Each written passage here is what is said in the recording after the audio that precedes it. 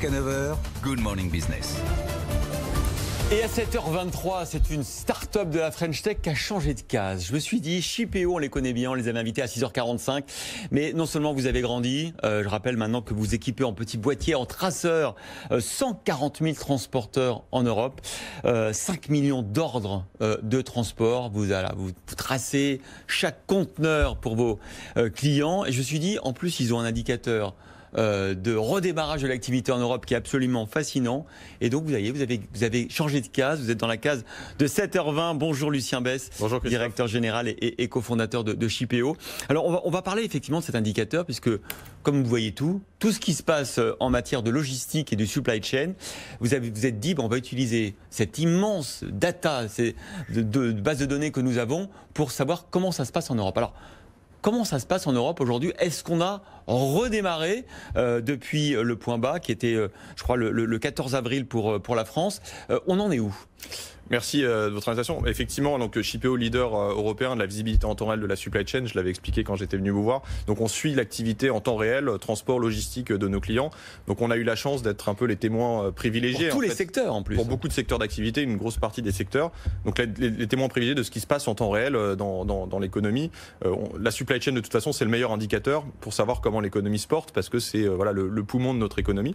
Effectivement il y a eu un point bas le 14 avril et donc on a décidé de mettre en place un indicateur de reprise d'activité, c'était une demande de beaucoup de nos clients, de reprise d'activité de la supply chain, secteur d'activité par secteur d'activité. On traque effectivement 5 millions d'ordres de transport, 140 000 transporteurs dans plus de 60 pays, donc on a une représentativité qui est assez forte. Lucie, on va prendre un exemple, puisqu'on parle de l'automobile aujourd'hui, c'est le plan de soutien de l'industrie automobile. Vous nous dites, avec votre indicateur, que le 14 avril, le secteur automobile européen fonctionnait, écoutez bien, à 4%. On avait perdu 96% d'activité.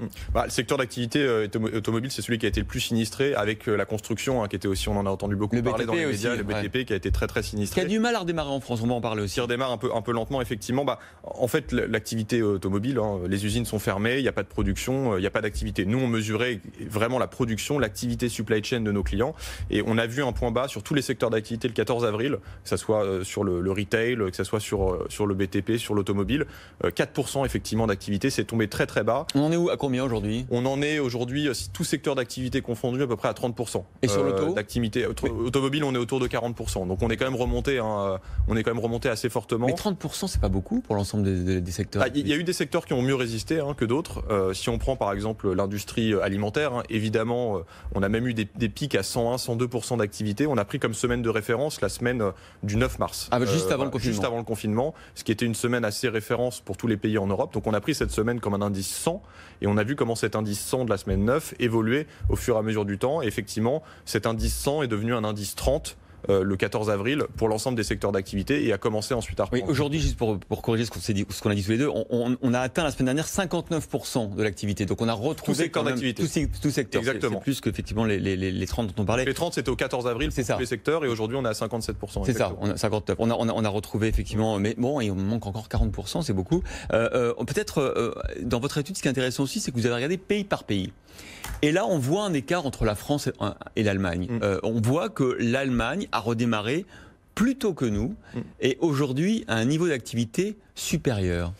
Qu'est-ce qu'on voit finalement comme effet direct? C'est les effets du déconfinement. L'effet du déconfinement en France, on voit qu'à partir du 14 avril, alors c'était pas le déconfinement officiel comme vous le savez, c'était le 11 mai, mais à partir du 14 avril, il y a un petit redémarrage de l'activité. C'est-à-dire que les courbes commencent à se croiser et on redémarre à partir du 14 avril. Ce redémarrage, ce point de pivot, il n'était pas au 14 avril en France, en Allemagne, pardon, il était au 30 mars. D'accord. Donc dès le 30 mars, on voit que ça commence à remonter. Leur point bas, il est plus haut que le nôtre. Le point bas, il est un peu plus haut que le nôtre. Ils n'ont jamais décroché autant que nous. Non, ils n'ont pas décroché autant que nous, effectivement. Alors il y a des secteurs qui ont été très sinistrés, qui sont des secteurs pan-européens. L'automobile, pour revenir là-dessus, a aussi très fortement décroché en Allemagne, mais un tout petit peu moins fortement sur d'autres secteurs d'activité. On sait que le confinement a été plutôt organisé par région en Allemagne. Donc c'était pas un confinement national comme ça peut être le cas en France. Donc il y a eu des effets de région aussi qui ont joué en Allemagne et donc un démarrage qui est un peu plus rapide. Et du coup, aujourd'hui, selon vous, Shipeo, l'Allemagne a une production de 10 points supérieure à la nôtre. Oui, alors la France aujourd'hui à peu près 57% par rapport à l'activité, l'indice du 9 mars. L'Allemagne plutôt 69%. Ouais. Donc il y a un écart d'un peu plus de 10 points. Ce qu'on voit dans les chiffres, c'est que l'Allemagne a environ 10-15 jours d'avance sur la reprise économique, ce qui correspond bien finalement aux dates de déconfinement qui sont celles de la France et de l'Allemagne. Ouais.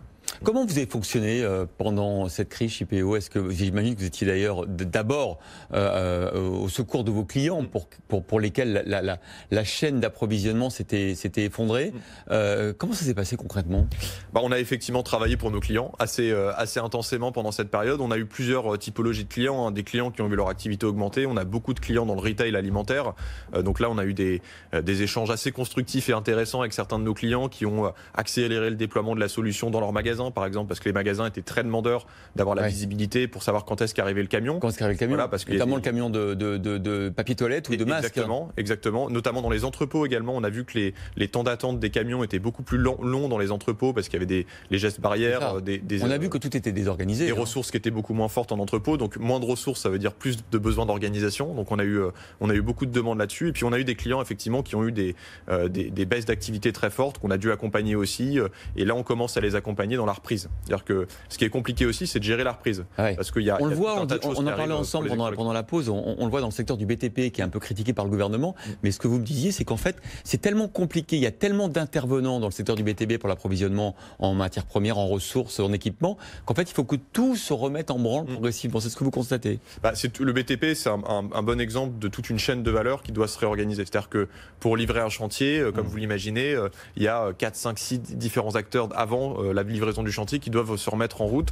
Donc effectivement, on voit que ça prend peut-être un peu plus de temps que la réouverture purement et simplement d'une usine automobile. Donc les secteurs qui sont à forte composante de chaîne de valeur, effectivement, on sent qu'ils mettent un peu plus de temps à redémarrer. C'est le cas du BTP, mais on voit que la reprise est quand même assez forte depuis 3-4 semaines.